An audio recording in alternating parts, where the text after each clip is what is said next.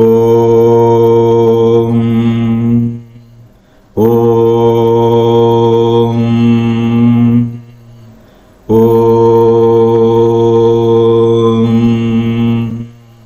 ஓம் come கணபதியே நமः ஓம் சம்சரஸ்வத்யை நமः ஓம் குங்குருभ्यो நமः ஓம் பிரம்மா விஷ்ணு ருத்ர மகேஸ்வர சதாசிவ துர்கா லக்ஷ்மீ சரஸ்வதி சாவித்ரி ராதா தேவியை நமः ஓம் பிரசீத விசேஸ்வரி விசப்ரசீதே பிரசீத விசேஸ்வரி வேதரூபிணி பிரசீத மாயாமே மந்திரவிக்கிரகே பிரசீத சர்வேஸ்வரி சர்வரூபிணி ஓம் சாந்தி சாந்தி சாந்திः ஓம் மானோ பத்ராः கிருதவோ இந்து விஸ்வதः सदाशिवसमारम्भां शङ्कराचार्यमध्यमाम् अस्मदाचार्यपर्यन्तं वन्दे गुरुपरम्परां सर्ववेदान्तसिद्धान्तगोचरं तमगोचरं गोविन्दं परमानन्दं सद्गुरुं प्रणतोऽस्म्यहम् ओम श्री सद्गुरु परमात्मने नमः. பக்தகோடிகள் அனைவருக்கும் என்னுடைய நமஸ்காரம். பராசக்தியின் அருள்நாளியும் ஆதிசங்கர் பகவத்பாதரின் அனுகிரகத்தினாலேயும் நாம் இப்பொழுது சௌந்தரலஹரிங்கிறதான மகா ஸ்தோத்திரத்தினுடைய அர்த்த மகாத்மங்களை தெரிஞ்சுக்கிறோம். இன்னைக்கு 34வது ஸ்லோகம். இந்த ஸ்லோகத்துக்குரியதான மந்திரம் ஓம் ஸ்ரீ பகவத்யை நமஹா. பகவதி அப்படி என்றால் 6 குணங்கள் இருக்கக்கூடியதான தெய்வீக சக்தி. ஐஸ்வர்யம், வீரியம், ஸ்ரீ, கீர்த்தி, ஸ்ரீ ஞானம், வைராக்கியம் அப்படின்னு 6 முக்கியமான ஐஸ்வர்ய சித்தி இருக்கக்கூடியதான தெய்வீக சக்தி யாரோ அவர்களை பகவதி என்று அழைப்பார்கள். பகவத்யை நமஹா. இந்த ஸ்லோகத்தை ஜெபம் செய்து சித்தி கிடைக்குமானா அவங்களுக்கு என்ன கிடைக்கும் அப்படின்னா சந்தேகம் நீங்கும். சந்தேகம் என்பது மனித ராசியினுடைய பிறவியிலிருந்தே வந்தது. பிறக்காத கூட பிறப்பு. நாம் எப்பொழுது பிறந்து பூமியில் விழுந்து விட்டோமோ அன்னையிலிருந்தே சந்தேக புத்தி ஆரம்பிச்சிடும். சந்தேகம் நம்மளுடைய கூட பிறப்பு. எல்லாத்துலேயும் சந்தேகம், பலவிதமான சந்தேகம். அது பொருள்கள் ஆகட்டும், தத்துவங்கள் ஆகட்டும், எல்லா விஷயத்தையும் சந்தேகம். வாழ்வெளி ஆகட்டும், எது சத்தியம் பொய்ங்கிறதுலையும் சந்தேகம். இப்படி சந்தேகம் பலவிதமான சந்தேகம் உண்டு. முக்கியமான ஒரு பெரிய சந்தேகம் என்ன அப்படின்னா உடம்பு தானா ஆத்மா, ஆத்மா தானா உடம்பு அப்படிங்கிறது ஒரு பெரிய சந்தேகம். இது ஆன்மீக துறையில் இருக்கிறவங்களால் மட்டுமே தான் தீர்க்க முடியும் இந்த சந்தேகத்தை. கடைசி நாள் வரைக்கும் சந்தேகத்திலேயே வாழக்கூடாது. ஒரு குறிப்பிட்ட நேரத்தை நாம் சந்தேகத்தை தியாகம் செய்ய வேண்டும்.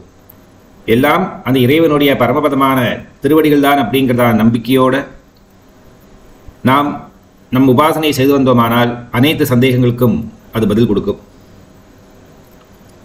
சங்கல்பத்தில் சகலவித சந்தேக நிவர்த்தியர்த்தம் சதுர்த்ரிம்சத் ஸ்லோகம் ஜபேது அப்படின்னு சங்கல்பம் செய்யணும். இந்த ஸ்லோகம் என்ன சொல்றது அப்படின்னா சக்தியும் சிவனும் ஒன்றே. சிவம் சக்தி வேறு வேறு கிடையாது. சிவன் செயலெல்லாம் சக்தியின் செயல், சக்தியின் செயலெல்லாம் சிவன் செயல். சக்தியின் உடம்பு தான் சிவனுடைய உடம்பு, சிவனுடைய உடம்பு தான் சக்தியினுடைய உடம்பு அப்படிங்கிறதான தத்துவத்தை ஆதிசங்கர பகவத்பாதர் உணர்ந்து தன்னுடைய யோக தியானத்தினாலையும் அம்பாளை நேரடியாக மேருவில் போய் உட்காந்து மணித்தீபத்தில் உட்காந்து அம்பாளுடைய ஆக்டிவிட்டி, பரமசிவனுடைய ஆக்டிவிட்டி இதெல்லாம் பார்த்து ஒரு கன்க்ளூஷனுக்கு வரார். ஒரு திண்ணம், இதுதான் சிவன் தான் சக்தி, சக்தின் தான் சிவம் அப்படிங்கிறதான உலகத்தை தீர்க்க முடியாத ஒரு பெரிய சந்தேகத்தை அன்னைக்கு அவருக்கு தீர்த்துக்க முடிகிறது. ஆகவே இந்த ஸ்லோகத்தை ஜெபம் செய்பவர்களுக்கு எப்பேற்பட்டதான ஒரு சூழ்நிலையும் சந்தேகம்ங்கிறது ஒன்று ஏற்பட்டதுன்னா இந்த ஸ்தோத்திரத்தை ஜெபம் செய்தால் அவர்களுடைய சந்தேகம் நீங்கிவிடும். ஜெபிக்க வேண்டியதான முறை காலை நேரம் கிழக்கு முகமாக அமர்ந்து 45 நாட்கள் தினம் 1000 தரம் இந்த ஸ்லோகத்தை ஜெபம் செய்து சித்தியை அடைய வேண்டும். அப்படியானால் எல்லா விதமான சந்தேகங்களும் நீங்கும், பலவிதமான வியாதிகள் நீங்கும். சந்தேகத்தினுடைய முக்கியமான வியாதி என்பது மனோரோகம். மனசில் வந்திருக்கக்கூடியதான தாக்கல் தான் பலவிதமான சந்தேகங்களுக்கு காரணமாகிறது. அப்பேற்பட்டதான ஜுர வியாதிகள் எல்லாம் நீங்கி உத்தமமான தெளிவான ஞானம் பிறந்து சகல சௌபாக்கியங்களை அடைவார்கள். ஒரு விசித்திரமான நிவேத்தியத்தை அம்பாளுக்கு கொடுப்பதற்காக ஆதிசங்கர் பகவத்பாதர் சொல்கிறார். நெய்யில் குழைத்ததான மிளகுப்பொடி, பெப்பர், அதோடு சேர்ந்து தேன். இது என்ன ஞாபகப்படுத்துறது அப்படின்னு நாங்கள் சின்ன வயசில் இந்த புளி, வெல்லம், பச்சைப்புளி, வெல்லம், அப்புறமா இதெல்லாம் இடித்து இஞ்சி இதெல்லாமே போட்டு இடித்து ஒரு ஒரு பால் ஆட்டமாக ஒரு சைஸில் ஒரு ஐட்டத்தை சாப்பிடுவோம் நாங்கள். அதுக்கு இந்த மாதிரி ஒரு டேஸ்ட்டை தான் அது கொடுக்கும். அது ஞாபகத்தில் வருது. எனிவே, ஸோ மனிதனுடைய சந்தேகத்தை போக்குவதற்காக மனிதன் வாழ்கிறதே சந்தேகத்தில் தான் வாழ்கிறார். ஆகவே பரிபூர்ணமாக இந்த சந்தேகம் நீங்கி தெளிவான ஞானத்தை உருவாக்குறதுக்கு இது உதவுகிறது. ஆதிசங்கர பகவத்பாதர் லலிதா மகாதிரிபுரனுடைய வீடான மணித்தீபத்தில் சென்று அம்பாளை பார்த்து நமஸ்காரம் செய்து அந்த திருவடிகளை தியானம் செய்து உற்று பார்த்து அங்கே இருக்கிறதான ரகசியங்கள் எல்லாம், அங்கே இருக்கிறதா நடக்கிற விவகாரங்களை எல்லாம் பார்த்து எல்லாத்தையும் தெரிஞ்சு கொண்டு அவர் ஒரு கன்க்ளூஷனுக்கு வரார். ஆதிசங்கர பகவத்பாதர் சொல்கிறார், அம்மா பராசக்தி மகாபைரவி, நீயும் உன் கணவனான சதாசிவனும் ஒன்றுதான் என்கிறதான சத்தியத்தை நான் உணர்ந்து கொண்டேன். அப்படிங்கிற நேரத்தில் பதிவு போலவே அம்பாள் பகவத்பாதரை பார்த்து புன்சிறப்புடன், சங்கரா, உனக்கு தெரிஞ்சுக்க முடியாத ஒரு தத்துவம் இந்த உலகத்தில் இல்லை. நீயே என் கணவனுடைய அவதாரம். ஆகவே பரிபூர்ணமான சந்தோஷத்தை அம்பாள் தன்னுடைய புன்சிரிப்பினாலேயும் ஸ்ரீச்சந்திரனை போன்றதான திருமுகம் வழியாக தெரிவிக்கிறார். ஸ்லோகம்: சரீரம் த்வம் சம்போஹோ சசி மிஹிர வக்ஷோருஹ யுகம் தவாத்மானம் மன்யே பகவதி நவாத்மானம் அனகம் அதஹ சேஷசேஷி இதி அயம் உபய சாதாரணதயா ஸ்திதஹ சம்பந்தஹ வாம் சமரச பரானந்தபரயோஹோ. சரீரம் த்வம் சம்போஹோ சசிமிஹிரவக்ஷோருஹயுகம் தவாத்மானம் மன்யே பகவதி நவாத்மான அனகம் அதஹ சேஷஹ சேஷீத்யய உபய சாதாரணதயா ஸ்திதஹ சம்பந்தோ வாம் சமரசபரானந்தபரயோஹோ. சரீரம் த்வம், உன்னுடைய உடம்பு, பராசக்தியான மகாபைரவியான பகவதி ஸ்வரூபிணியான உன்னுடைய உடம்பு. பராசக்தி ஆனந்த பைரவியாக இருக்கக்கூடியவள் நீ. அந்த ஆனந்த பைரவியான ஆனந்த பைரவன் என்ற பெயரில் தெரியப்படுற பரமேஸ்வரனுக்கு உடம்பாகவும் சரீரமாகவும் காணப்படுகிறாய். அந்த ஆனந்த பைரவன் உருவமும் உன் உருவமாக காணப்படுகிறது. ஆகவே உற்று பார்க்கின்ற நேரத்தில், தியானம் செய்து பார்க்கின்ற பொழுது உங்கள் இருவருக்கும் இடையே உள்ள சேஷ சேஷியா, சேஷம் சேஷி, சேஷ சேஷி பாவம் என்பது அதாவது ஒருவர் சரீரமாகவும் இன்னொருவர் ஆத்மாவாகவும் இருக்கக்கூடியதான தன்மை சமமாகத்தான் எனக்கு தென்படுகிறது. நான் புரிந்து கொண்டது அதுதான். பரமசிவன் ஆத்மாவாகவும் பராசக்தி சரீரமாகவும் இருக்கிறாள். சில நேரங்களில் சிவன் சரீரமாகவும் சக்தி ஆத்மாவாகவும் இருக்கிறாள். இங்கு ஆத்மா என்றால் பரமாத்மா என்கிறதான தத்துவம். ஸோ உன்னுடைய சரீரம் என்பது சம்போஹோ, உன்னுடைய உடம்பு தான் பரமேஸ்வரனுடைய உடம்பு, பரமேஸ்வரனுடைய உடம்பு தான் உன்னுடைய உடம்பு. இதில் சந்திர சூரியன் என்கிறதான ரொம்ப முக்கியமான 2 நட்சத்திர கிரகங்கள். சூரியன் என்பவர் ஞான வடிவம், அது பரமசிவன். சந்திரன் என்பது சரீரம், போஷக வடிவம். அதாவது உடம்புக்கு விருத்தி அபிவிருத்தி அப்படிங்கிறதான ஸ்டேஜஸ் இருக்குது. கடைசியில் அது க்ஷயம் என்கிறதான ஒரு நிலையில் அடைந்து இந்த ஜீவன் அல்லது ஆத்மா சரீரத்தை விட்டு விலகி விடுகிறது. அப்போது சந்திரன் என்பது சரீரமாகவும் சூரியன் என்பது ஞானமாகவும் இருக்கிறது. நான் அப்படிங்கிறதான அறிவு. ஆகவே சம்போ சூரியனாகவும் சக்தியை சந்திரனாகவும் பாவனை.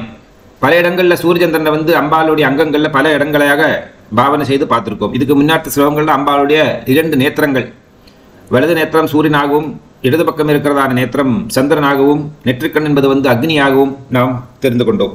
இந்த ஸ்லோகத்தை என்ன சொல்கிறார் என்றால், சசி மிஹிர வக்ஷோருஹயுகம், சந்திர சூரியர்கள் இவர்கள் 2 பேருமே ஆனந்த பைரவன் என்று தெரியப்படக்கூடிய பரமேஸ்வரனுடைய ஸ்தனங்களாக நான் பார்க்கிறேன்.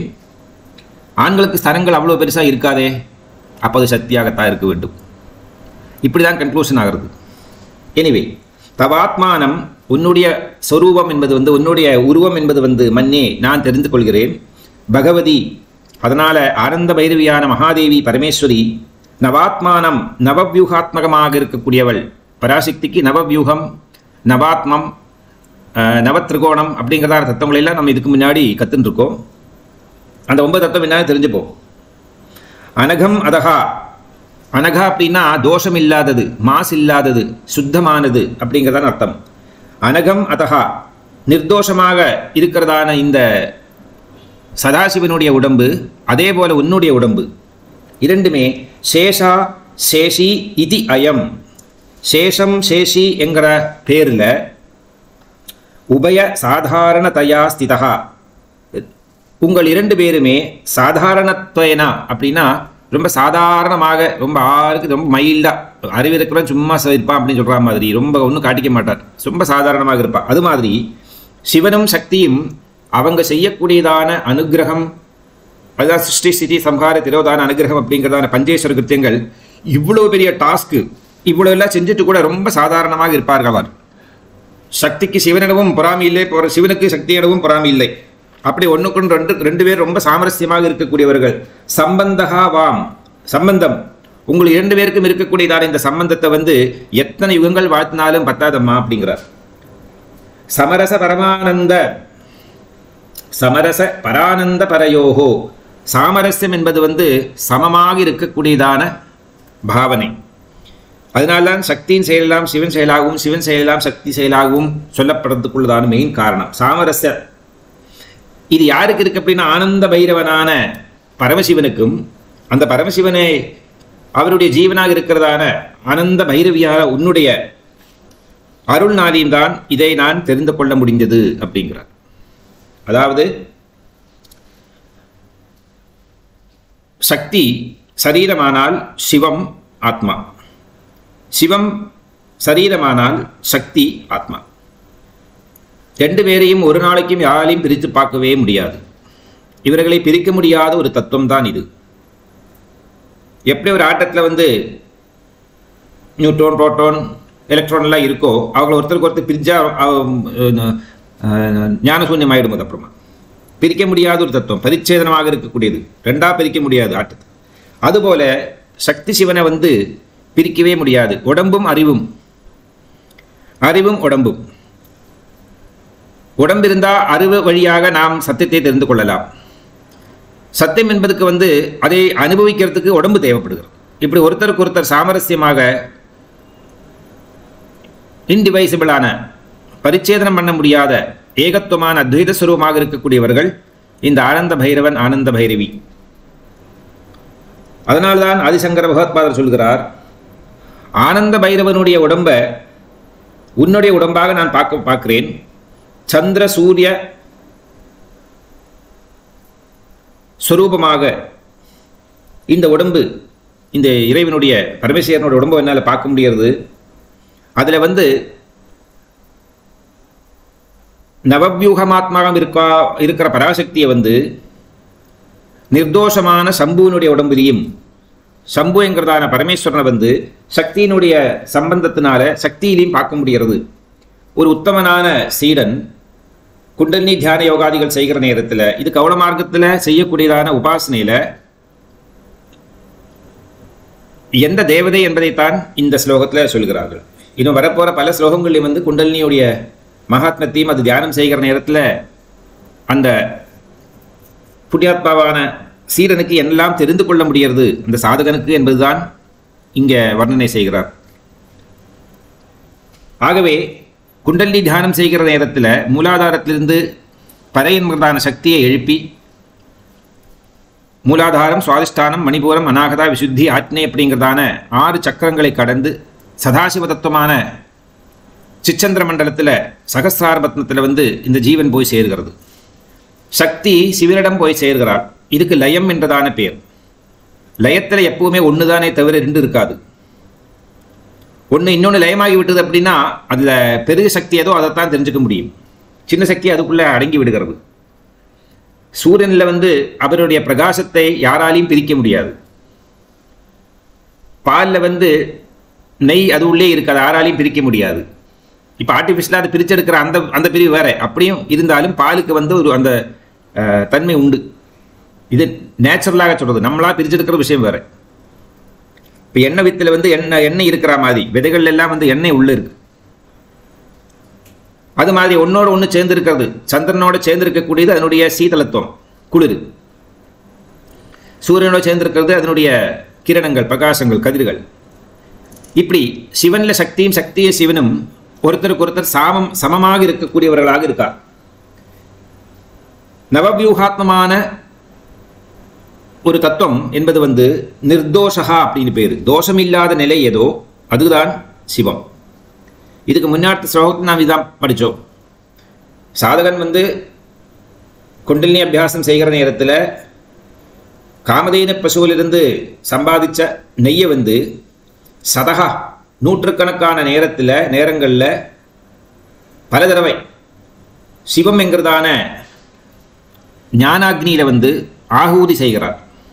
அப்பொழுதுதான் எல்லா விதமான தோஷங்களும் நீங்கி தெளிவான ஞானம் உருவாகிறது. அதில் இருக்கிறதான தேவதையைத்தான் இப்போ ஆதிசங்கர பதம் எடுத்து சொல்லுகிறார். அப்போ செய்ய வேண்டியதான முறையை சொல்லி கொடுத்தார். இப்போ அந்த செய்யறதான உபாசனையில் யார் தேவதை என்பதை வந்து சொல்லிக் கொடுக்குறார். இங்கே சதாசிவன், பராசக்தி அவர்களை வந்து மகாபைரவன், மகாபைரவி அப்படிங்கிற நாமத்தில் வாழ்த்துகிறார். பராசக்திக்கு இருக்கிறதான இந்த நவவியூகம் என்பது வந்து நவ ஆத்மா என்றதான பேர். உடம்பில் வந்து நவத்வாரம், நவசக்தி, நவரசம், நவ ஆத்மா, நவ்யூகம் அப்படின்னு பலவிதமான மார்க்கங்களில் சொல்லப்படும். ஒவ்வொரு இடங்களில் ஒவ்வொரு விதத்தில் சொல்கிறார். அவ்வளோதான். இந்த 9 வியூகம் என்பது வந்து காலவியூகம், குலவியூகம், நாமவியூகம், ஞானவியூகம், சித்தவியூகம், நாதவியூகம், பிந்து வியூகம், கலாவியூகம், ஜீவவியூகம். மனித பிறவி, மனிதன் அவருக்கு கீழே நிறைய ஜீவராசிகள் இருக்கு. அவங்களெல்லாம் விட்டுருவோம். மனிதனோட லெவலில் எடுத்து பார்த்தோம்னா ஒன்று வந்து வஸ்துபோதம், 2 வந்து தத்துவபோதம், 3வது வந்து ஆத்மபோதம். இந்த வஸ்துபோதம் தான் பிரகிருதியில் இருக்கிறதான அனைத்து அண்ட சராச்சரங்களும், சலனம் செய்யக்கூடியவர்களும் சலனமற்றவர்களும் எல்லாமே வந்து வஸ்துபோதம். என்னுடைய உடம்பு தான் நான் தான் இந்த உடம்பு அப்படிங்கிறதான ஒரு வஸ்து பொருள், அந்த போதம், அந்த அறிவு, அந்த கான்சியஸ்னஸ். அதுக்கு அடுத்தது அந்த சாதாரணமான ஒரு போதத்திலிருந்து இன்னும் கொஞ்சம் மேல்படியாக இருக்கிறது தத்துவபோதம். தத்துவபோதம் என்னன்னா, தத்துவம் தான் சர்வம், தத்துவம் தான் மற்ற எல்லாத்துக்கும் காரணம், தத்துவம் தான் பிரகிருதிக்கும் காரணம். பிரகிருதி எப்படின்னா இங்கே இருக்கிற அனைத்து பொருளும், அது செடி கொடி மரங்கள்லேருந்து, மலை சமுத்திரத்திலிருந்து, விலங்குகள்லேருந்து, மனிதர்கள்லேருந்து, இங்கே வாழக்கூடியதான் அனைத்து ஜீவராசிகளும், வாழ்வு இருக்கக்கூடியவர்களும் இருக்காதவர்களும், அதாவது சரம் அச்சரம் அப்படிங்கிற அனைத்து பொருளும் வஸ்து. அந்த வஸ்துவுக்கு ஒரு தன்மை உண்டு, நான் இன்னது அப்படிங்கிறது ஒரு அறிவு உண்டு. இப்போ மலைக்கு நான் மலை அப்படிங்கிற அறிவு உண்டு. அது மனிதனோட லெவலுக்கு தெரிஞ்சுக்க முடியுமா முடியாதா அப்படிங்கிறதுங்கிற சயின்ஸ் வேறு. ஆனால் மலைக்கு தெரியும் நான் மலை அப்படின்னு, மரத்துக்கு தெரியும் நான் மரம் அப்படின்னு, செடி கொடி மரங்கள் சர்மஸ்த ஜீவராசிகளுக்கும் தெரியும் அவர்கள் தான் யார் அப்படின்னு. இதுதான் தத்துவபோதம். மனிதனுக்கு தெரியும் நான் உடம்பு கிடையாது, நான் ஆத்மா. இந்த ஆத்மாங்க அப்படின்னா பாசிட்டிவ் சென்ஸ் எடுத்துக்கணும். பிரபஞ்சத்தில் இருக்கிறது எல்லாமே அனாத்மா. ஆத்மா எப்பவுமே சைதன்ய வடிவமானது. அனாத்மா என்பதுக்கு வந்து சைதன்யம் இல்லை. அனாத்மாவில் ஆத்மா செய்கிற நேரத்தில் தான் அதுக்கு வந்து பிரகாசம் ஏற்படுகிறது, சைதன்யம் ஏற்படுகிறது. இந்த ரவையால் உப்பாவும் பண்ணலாம், ரவையால் கேசரியும் பண்ணலாம். அதில் எதை மிக்ஸ் பண்ணுறோங்கிறத பொறுத்தா இருக்குது. ஒன்று உப்பா, இல்லை இன்னொன்று வந்து சர்க்கரையா. அதுக்கப்புறமா அதுக்கு பேர் 4 நட்சத்திரம் எல்லாம் சேர்ந்துடும். ஆனால் கொள்கை புரிஞ்சிக்க வேண்டிய தத்துவம் இந்த இதுதான். ஆகவே அனைத்து பொருளுடைய உற்பத்திக்கும் ஒரு காரணம் இருக்குது, அது ஏதோ ஒரு சக்தி இருக்குது, ஒரு சைதன்யம் இருக்குது, அதுதான் தத்துவம். தத்துவத்தில் தத்துவத்தை பார்க்க வேண்டும். தத்துவ நிலையை அடைந்தால் தத்துவம் என்னான்னு புரிஞ்சுக்க முடியும். உலகத்தில் இருக்கிறதான இந்த போதம்ங்கிறது வந்து ஒரு பர்டிகுலர் பர்சன்டேஜாக இருக்குது. இதுக்கு மேலாக தத்துவபோதம் தெரிந்தவனுக்கு தான் ஆத்மபோதத்தை அடைய முடியும். சர்வம் ஆத்மமயமானது, ஆத்மாதான் எல்லாமாக இருக்கிறது. சூரியனிலே இருட்டு இருக்குது, சூரியனில் மழை பெய்யுறது அப்படின்னு சொல்கிறா இப்போ மாடர்ன் சயின்ஸில்.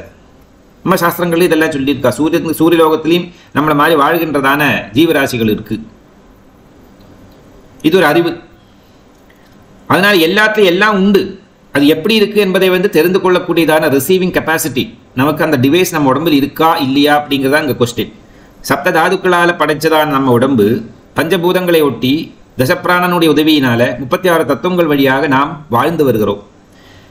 இந்த 36 தத்துவங்கள் வழியாக எதையெல்லாம் புரிஞ்சுக்க முடியுமோ அதை மட்டும்தான் புரிஞ்சுக்க முடியும். அதுக்கு மேலே ஒன்றும் புரிஞ்சுக்க முடியாது. அதுக்கு மேலே ஏதாவது இல்லைன்னு சொல்கிறது முட்டாள்தனம். அது அறிவினுடைய குறைய சொல்லுகிறது. உலகத்தில் என்னெல்லாமோ இருக்குது, ஆனால் நம்ம தெரிஞ்சிருந்தது சில விஷயங்கள் மட்டும்தான். நாம் தெரிஞ்சின விஷயங்கள் வரைக்கும் தான் நம்மளுடைய உலகத்தினுடைய பவுண்டரி. நாம் தெரிந்துக்க முடியாதது இல்லை, நம்ம தெரிஞ்சுக்க வாய்ப்பு கிடைக்காம போனதெல்லாம் வந்து பியாண்ட் இமேஜினேஷன்ஸ். அது அறிவுக்கு மேற்பட்டதான ஒரு நிலை. ஆகவே இங்கே சக்தியும் சிவனும் ஒன்றாக இருக்கிறதான தத்துவத்தை தான் ஆதிசங்கர பகவத்பாதர் உணர்ந்து அம்பாளிடம் இந்த விஷயத்தை தெரிவிக்கிறார். இப்படி நவவியூகங்களையே ஒன்று போக்தாவாகவும் இன்னொன்று போத்ருவாகவும் இருக்கக்கூடியதான் நிலை, இன்னொன்று போகரூபமாகவும் இருக்கிறதா நிலை. ஞான ஞேயம் சொல்ற மாதிரி போகப்பொருள், போகத்தை அடைகிறவர், போகத்திற்கிறதான தத்துவம், இப்படிலாம் சொல்லலாம். அப்படி ஆத்மவியூகம் என்பது வந்து போக்தாவாகவும் ஞான வியூகம் என்பது போகமாகவும் அதன் பிறகு இருக்கக்கூடியதான வியூகங்கள் எல்லாமா சேர்ந்து போக்கியங்கள் அப்படின்னு சொல்லப்படுகிறது. அதைத்தான் சாப்பிடுகின்றதான பொருள்கள், அனுபவிக்கிறதான பொருள்கள். இப்படி 3 முக்கியமான ஆத்ம வியூகம், ஞான வியூகம் அப்படிங்கிற ரொம்ப முக்கியமான 2 வியூகங்களுக்கு கீழ் தான் மற்ற எல்லா வியூகங்களும் வருகிறது அப்படின்னு சொல்றார். அதனால தான் பரமேஸ்வரனுடைய உடம்பு என்பது உன்னுடைய உடம்பு தான், உன்னுடைய உடம்பு தான் பரமேஸ்வரனுடையது அப்படின்னு நான் புரிந்து கொண்டேன். இதில் முக்கியமாக சேஷன் சேஷி அப்படிங்கிறதான் 2 வார்த்தைகளை உபயோகப்படுத்துகிறார்கள். சேஷன் என்றால் ஆத்மா, சேஷி என்றால் சரீரம். சேஷிதான் சேஷத்துக்கு காரணம், சேஷன்தான் சேஷிக்கு காரணம். ஆத்மா இருந்ததுனால்தான் அந்த ஆத்மா உடம்பை பற்றுகிறது, உடம்பு இருந்ததுனால்தான் ஆத்மாவை தெரிந்து கொள்ள முடிஞ்சது. ஆகவே இவர்கள் ஒவ்வொருத்தரும் ரெண்டுங்கிறது கிடையாம இவர்கள் 2 பேரும் ஒன்னே ஒன்றுதான் அப்படிங்கிறதான தத்துவத்தை வந்து நாம் தியான யோகாதிகள் வழியாக, குண்டலினி யோகம் வழியாகத்தான் தெரிந்து கொள்ள முடியும். அப்புறமா இன்னொரு வார்த்தையும் யூஸ் பண்ணாருங்க, சாதாரணமான பாவனை அப்படின்னு. பிரதானம் அப்பிரதானம் அப்படிங்கிறதான வார்த்தையும் இதில் வருது. சிவன் ரொம்ப முக்கியம், சக்தி முக்கியம் இல்லை அப்படின்னு சொல்கிறது முட்டாள்தனம். இல்லை, சக்தி தான் முக்கியம், சிவன் முக்கியம் இல்லை அப்படின்னு சொல்கிறது தப்பு. 2 பேருமே முக்கியமானவர்கள். இவர்கள் 2 பேருடைய சம்யுக்தம்தான் எல்லா விதமான போகரசங்களையும் அனுபவிக்க முடியும். முன்னாடி ஸ்லோகத்தில் தான் சொன்னோம், அவங்க வந்து இந்த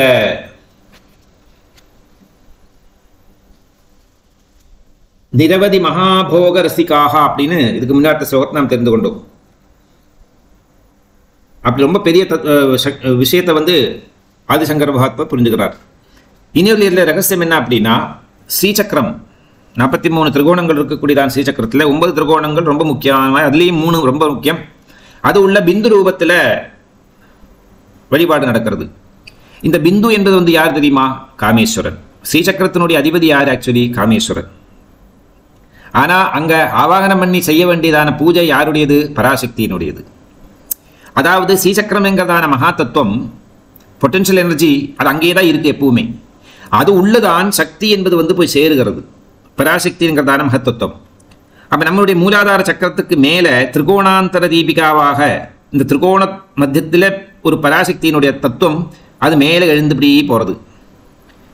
சயின்ஸ்லேயும் பார்க்க போனால் மனால் தான் தெரிஞ்சுக்க முடியும், நியூட்ரான், எலக்ட்ரான், புரோட்டான் அப்படின்னு. அதுக்கு மேலே ஒரு சக்தி, அதை 3ஐயுமா சேர்த்து கிளப் பண்ணி கொண்டு போகிறது தான் லைஃப் ட்ரோன். அதுபோலவே திரிகோண மத்தியமாக இருக்கிறதான இந்த 4 தளங்கள் இருக்கக்கூடியதான மூலாதார பத்மத்துக்கு மேலே திரிகோணமாக அமைந்து வரக்கூடியது அந்த ஸ்ரீசக்கரத்தினுடைய மத்திய பாகம், அந்த சென்டர். அதில் பிந்து ரூபமாக காமேஸ்வரன் தான் அமர்ந்திருக்கிறார். ஆனால் காமேஸ்வரனுக்கு இங்கே பூஜை இல்லை, பராசக்திக்கு தான் பூஜை. இதான் இருக்கிறதான ஒரு மகத்துவம். அப்படி ஸ்ரீசக்கர மத்தியத்தில் இருக்கக்கூடியதான காமேஸ்வர ஸ்வரூபமான அந்த பரமேஸ்வரனுக்கு பூஜை இல்லை. ஆனால் பராசக்தியான மகாபைரவியான உனக்கு ஒன்று சேர்ந்து இருக்கக்கூடியதான நவாவரண தேவதைகள், அப்புறமா நம்ம நிறைய படித்தோம் எல்லா 43 சக்கரங்கள் இருக்கக்கூடிய தேவி சக்திகள் எல்லாம், இவர்களுக்கெல்லாம் தான் பூஜை நடக்கிறது அந்த இடத்துல. இந்த ஆவாகன பூஜை வந்து ரொம்ப அனுகிரகம் வாங்கி குருவினிடமிருந்து குரு முகாந்திரம் தான் இந்த பூஜையை செய்து பழகணும், அப்படிதான் தெரிஞ்சுக்கணும். இப்பேற்பட்டான் ரகசியத்தை தான் ஆதிசங்கர பகவத்பாதர் தெரிந்து கொண்டார். ஆகவே சக்தி இல்லையில் சிவம் இல்லை, சிவம் இல்லையே சக்தி இல்லை, சிவம்தான் சக்தி, சக்தி தான் சிவம் என்கிறதான பரமசத்தியத்தை உணர்ந்து பராசக்தி கிட்ட சொல்றார் அவர். அப்படி பராசக்தியினுடைய இந்த உபாசனையை வந்து பரமசிவோபாசனா அப்படிங்கிறதான பிரம்மோபாசனைங்கிறதான பேர்லையும் தெரியப்படுகிறது.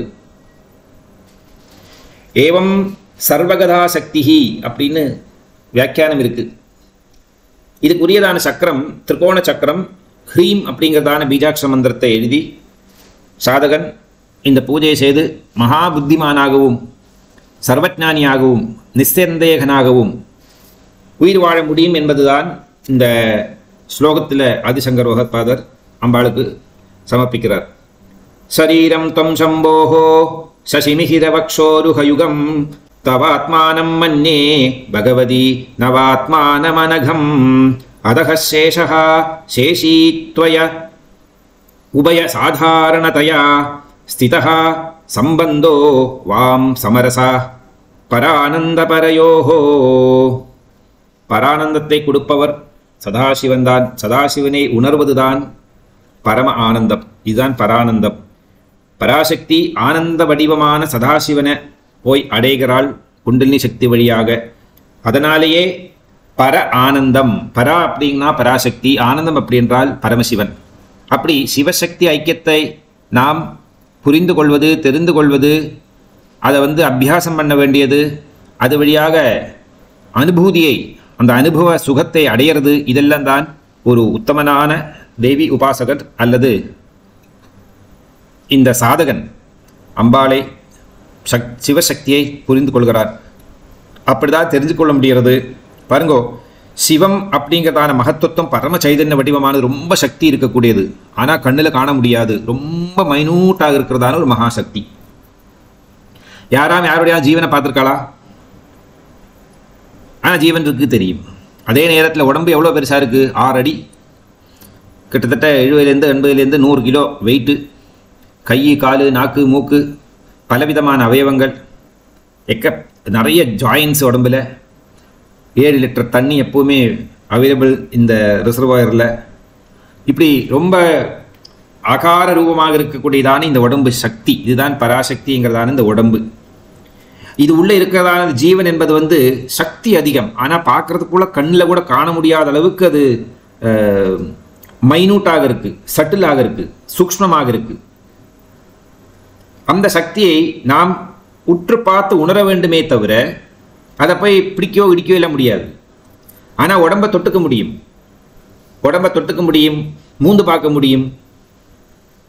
சப்த ஸ்பர்ச ரூபரச கந்தங்களுக்கு தன்மாத்திரா சுரூபமாக பயன்படுத்தக்கூடியதான் இந்த உடம்பு வழியாக சக்தி தான் சிவனை நாடுகிறாள். இந்த சரீரம்தான் ஆத்மாவை உணர வேண்டும்.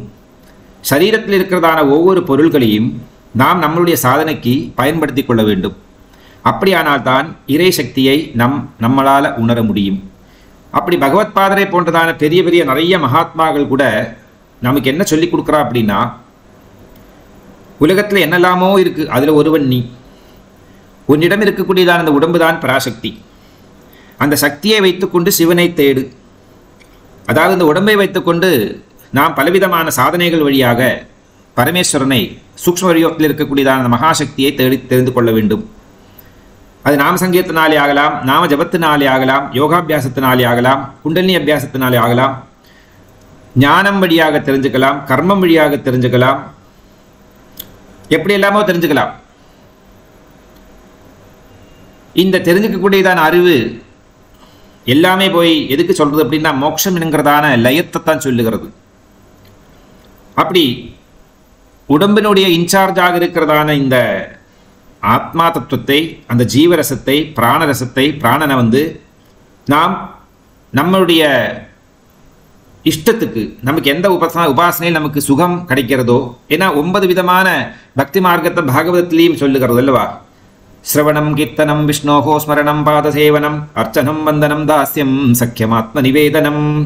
அதுதான் இங்கே சொல்லக்கூடியதான 9 விதமான மார்க்கங்கள். இப்படி 9 விதமான மார்க்கங்களில் ஏதாவது ஒரு மார்க்கம் வழியாக